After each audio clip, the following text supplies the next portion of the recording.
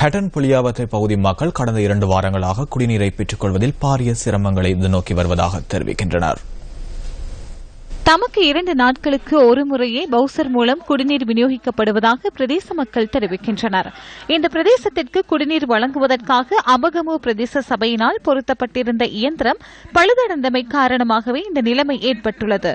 Bowser மூலம் பிரதேச சபையினால் விநியோகிக்கப்படும் நீர் தமது தேவைக்கு போதுமானதாக இல்லை என மக்கள் குற்றம் சுமத்துகின்றனர். பிரதேச சபை மூலியமா தான் எங்களுக்கு தண்ணி கொண்டு கொடுத்துட்டு இருந்தாங்க.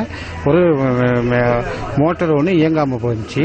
போன கிழமை தான் அது இயங்காம போனுச்சு. அந்த 3 நாளும் கவர்மெண்ட் லீவ் நாள்னால பிரதேச சபைக்கு எங்களால் தண்ணி குடிக்க இல்லாம போச்சு. இப்போ பவுசர் மூலியமா எங்களுக்கு தண்ணி பிரதேச சபையில கொண்டு கொடுத்துட்டு இருக்காங்க.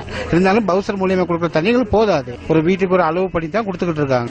அரசு ஊழியர்கள் தாம் கடமைக்கு சென்ற பிறகு நீர் விநியோகிப்பதனால் தாம் பல்வேறு அசௌகரியங்களை எதிர்கொள்வதாக அவர்கள் தெரிவிக்கின்றனர். கடந்த 10 நாட்களாக எங்களுக்கு தண்ணி இல்ல. அரசு சேவையில் இந்த ஆசிரியராக இருக்கிற காரணமாக காலையில பாடசாலைக்கு சென்று 2 மணிக்கு பிறகு வீட்டுக்கு வரும் பொழுது பவுசர்கள் காலையில வாரதுனால எங்களுக்கு அந்த உரிய நீரை பிடித்துக் கொள்வதிலும் சிரமமா இருக்கிறது. பவுசர்ல எங்களுக்கு 10-20 வாளிகள் தான் தாராங்க. அது போதுமான அளவு இல்ல. இப்ப பிள்ளைகளோட சீருடை மற்றது ஏனைய அனைத்து தேவைகளுக்கு இதே நீரை தான் நாங்க பயன்படுத்த வேண்டிய தேவையில இருக்கிறோம். அதனால எங்களுக்கு இந்த நீரின் அளவும் போதும். எனவே உரியவர்கள் வெகு சீக்கிரமாக எங்களுக்கு நீரை பெற்றுத் தருவதற்கு உதவுமாறு கேட்டு. எனினும் இந்த விடயம் தொடர்பில் அமகமு பிரதேச சபை செயலாளர் சரவண பவனிடம் நியூஸ் ஃபர்ஸ்ட் வினவிய போது மக்களின் குற்றச்சாட்டை முழுமையாக மறுத்தார்.